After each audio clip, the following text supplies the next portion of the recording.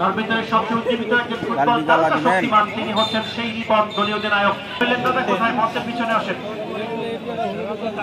পাঞ্জাবি শৈলের খেলোয়াড় পান্ডবর কিশোর ক্লাবের পক্ষে এবারে সেখান থেকে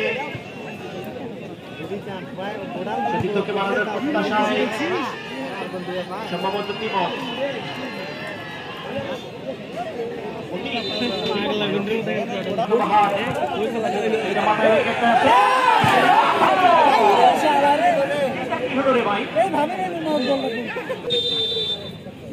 গোলরক্ষক বাবু মার্ডি লক্ষ্য করে গোলি মানে কাউন্টার হতে পারে।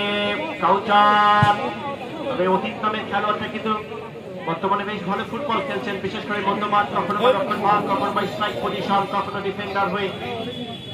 এই অতীতের মতো খেলোয়াড়গুলো দলে আসে বিদায় কিন্তু এখনো মাত্র একটা শূন্য গোল। এই মুহূর্তে যে কোনো একজন খেলোয়াড় গোল করে সমতা ফেরাবেন সেই প্রত্যাশা করছে সমর্থিত দর্শক যারা আছেন। তারা বলবে once again the one more attack from NAFC